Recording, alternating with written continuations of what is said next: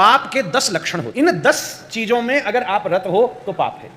हिंसास्तय्य अन्यथा कामम पैशून्यम पुरुषानृते। सबसे पहला पाप है हिंसा, मतलब किसी प्राणी को ऐसे ही मार डालना।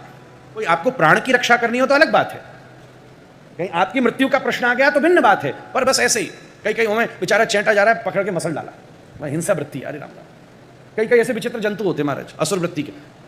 पर अहिंसक तो रहना चाहिए, पर अहिंसक रहने का मतलब नपुंसक भी नहीं हो जाना चाहिए। ये सोचो कि हम अहिंसक हैं पर होते होते नपुंसक ही हो गए। तुम्हें कोई 4 गाली दे रहा है, तुम सहन कर गए, बिल्कुल अहिंसक हो।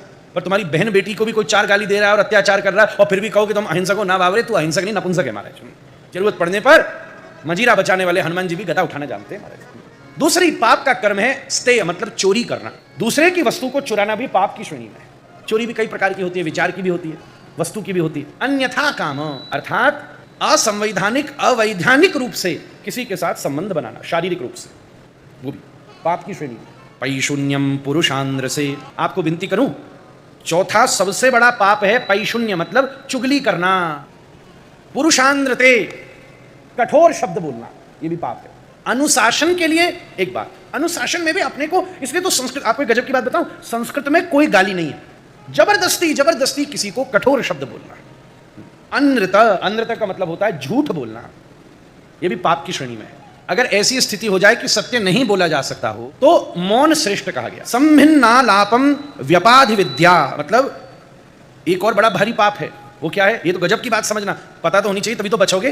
बिना किसी कारण के बोलना, असंबंध, मतलब किसी बात का संबंध है ही नहीं, अनौपचारिक, व्यर्थ, अनावश्यक, जहां बोलने की आवश्यकता ही नहीं है वहां भी जब आप बोल देते हो तब कहीं ना कहीं कोई ऐसी बात निकल जाती है जो पाप का कारण बन जाती है। व्यापाद, व्यापाद का अर्थ होता है दूसरे को हानि पहुंचाने का नियमित विचार। एक बार आ गया विचार, हमने फिर सुधार किया कि नहीं ठीक है, ऐसे नहीं सोचना चाहिए क्योंकि ये देश की आज्ञा है, सर्वे भवन्तु सुखिनः। उसने बुरा किया, हम कह रहे हैं हमारा बुरा नहीं होना चाहिए, उसका भी अच्छा हो, भगवान उसको सद्बुद्धि दे, उसका भी अच्छा हो, अपनों भी अच्छा हो। पर कभी कभी स्थिति आ जाती है, अब मेरा जो होगा सो होगा, मैं जाऊं चाहे मरूं, पर इसको नहीं छोड़ूंगा महाराज।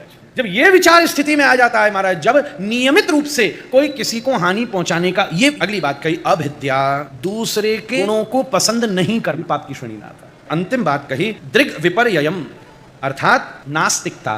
नास्तिकता का मतलब क्या होता है, एक बात हम आपसे और कहें, भगवान को नहीं मानना नास्तिकता नहीं है। भगवान को नहीं मानने वाले तो शास्त्र भी हैं, वैशेषिक दर्शन है जो निरीश्वरवादी है। हमारे यहां शब्द आया है आस्तिको वेद संपन्न।